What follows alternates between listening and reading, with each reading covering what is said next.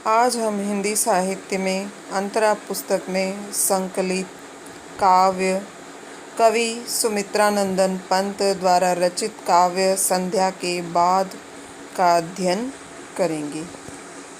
इसमें हम सबसे पहले कवि सुमित्रानंदन पंत के जीवन परिचय के बारे में जानेंगे। इसमें सबसे पहला बिंदु देखिए, जीवन परिचय।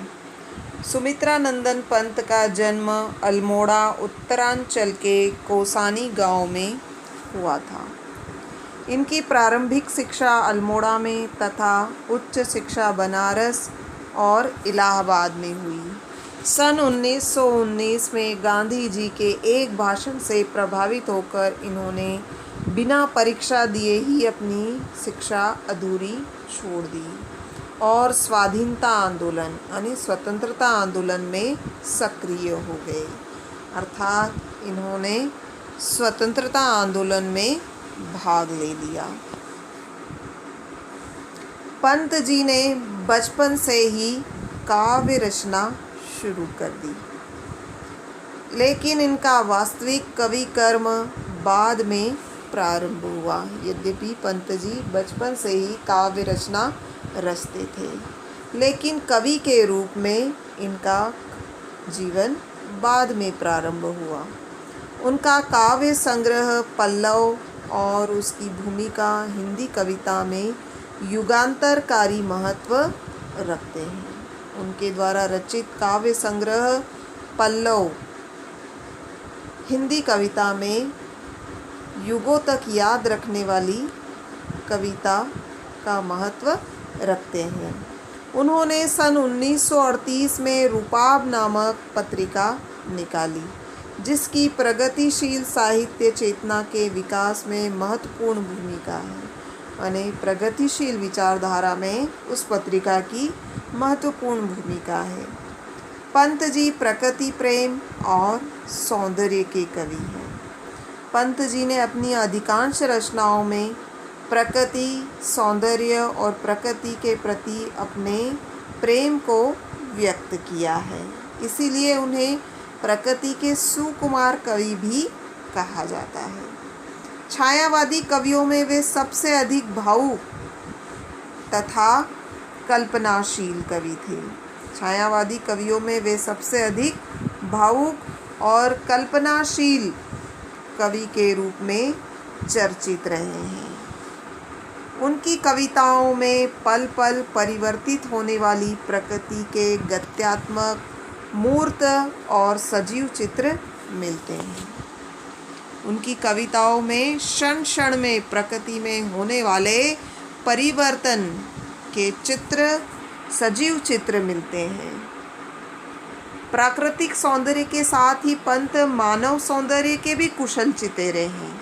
यानी प्रकृति की सुंदरता का वर्णन करने के साथ साथ उन्होंने अपने काव्य में मानव की सुंदरता का भी बड़ी कुशलता के साथ चित्रण किया है। कल्पनाशीलता के साथ साथ रहस्यानुभूति, मानवतावादी दृष्टि उनके काव्य की मुख्य विशेषता है।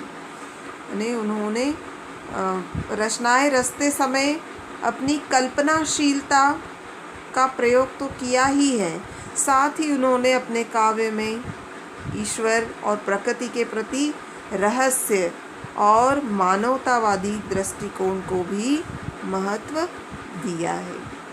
पंत का संपूर्ण साहित्य आधुनिक चेतना का वाहक है। सुमित्रानंद पंत आधुनिक साहित्य के कवि हैं। उन्होंने आधुनिक हिंदी कविता को अभिव्यंजना की नई पद्धति और काव्य भाषा को नवीन दृष्टि से समृद्ध किया। उन्होंने आधुनिक हिंदी कविता को अपनी काव्य भाषा से एक नए दृष्टिकोण से परिपूर्ण किया। पंत की कविता में भाषा और संवेदना के सूक्ष्म और अंतरंग संबंधों की पहचान है। पंत जी की कविता की जो भाषा है वह संवेदनशील है और उन्होंने सूक्ष्म ने बारीक से बारीक क्षणों को अपनी रचनाओं में व्यक्त किया है, जिससे हिंदी काव्य भाषा में नए सौंदर्य बोध का विकास हुआ है। इसीलिए उनकी काव्य भाषा में हमें एक अनोखा सौंदर्य देखने को मिलता है। उन्होंने खड़ी बोली हिंदी को काव्य भाषा की व्यंजना शक्ति का विकास किया है। उन्होंने अपनी भाषा में खड़ी बोली हिंदी का प्रयोग किया है और व्यंजना शब्द शक्ति से संबंधित शब्दों का प्रयोग उन्होंने अपनी रचनाओं में किया है। उस भाव तथा विचारों की अभिव्यक्ति के लिए अधिक सक्षम बनाया। उन्होंने अपनी भाषा को भाव और विचारों की अभिव्यक्ति के लिए अधिक सक्षम बनाया, इसीलिए उन्हें शब्द शिल्पी भी कहा जाता है।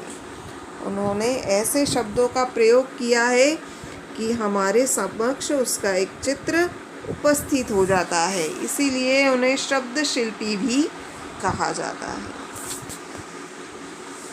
सुमित्रानंदन पंत अनेक पुरस्कारों से सम्मानित हुए थे, जिनमें सोवियत लैंड नेहरू पुरस्कार, साहित्य अकादमी पुरस्कार, भारतीय ज्ञानपीठ पुरस्कार प्रमुख हैं। ये इनका साहित्य में स्थान है। पंत जी की महत्वपूर्ण कृतियाँ हैं यानी उनकी रचनाएं वीणा, ग्रंथि, पल्लव, गुंजन, युगांत, युगवाणी, ग्राम्या, स्वर्ण किरण, उत्तरा, कला और बूढ़ा चांद, चिदंबरा आदि पंत जी ने छोटी कविताओं और गीतों के साथ परिवर्तन जैसी लंबी कविता और लोकायतन नामक महाकाव्य की रचना भी की है। ये इनकी रचनाओं के नाम। तो यहाँ आज हमने कवि सुमित्रानंदन पंत का जो साहित्यिक परिचय देखा है, वह जीवन परिचय, उनकी साहित्यिक विशेषता, भाषा शैली और रचनाओं के नाम के आधार पर आज हमने उनके साहित्यिक परिचय को जाना है। अब यहाँ पर कवि सुमित्रानंदन पंत के द्वारा जो काव्य संकलित है वह है संध्या के बाद, और यह जो संध्या के बाद काव्य है यह उनके काव्य ग्राम्या में संकलित है। ग्राम्या का मूल स्वर ग्रामीण जन जीवन के विविध सामाजिक यथार्थ से जुड़ता है। ग्राम्य उनकी जो रचना है, ग्राम्या का जो मूल स्वर है वह गांव के जन जीवन और उनकी सामाजिक और वास्तविक जीवन से जुड़ा हुआ है। इस कविता में ढलती हुई सांझ के समय गांव के वातावरण, जनजीवन और प्रकृति का सुंदर चित्रण हुआ है। इस कविता में कवि ने शाम के समय का जो ग्रामीण वातावरण होता है, उनका जो जनजीवन होता है, वहाँ के लोगों का जो जीवन होता है और वहाँ की जो प्रकृति होती है उसका उन्होंने सुंदर चित्रण किया है, जिसमें वृद्धाएं, विधवाएं, खेत से घर लौटते किसान, पशु पक्षियों का चित्रण उल्लेखनीय है। तो ये हुआ कवि सुमित्रानंदन पंत के द्वारा जो रचित ग्राम्या काव्य है, जो हमारे यहाँ इस कोर्स में पाठ्यक्रम में संध्या के बाद में संकलित है, काव्य से ली गई है। तो ठीक है, बहुत बहुत धन्यवाद।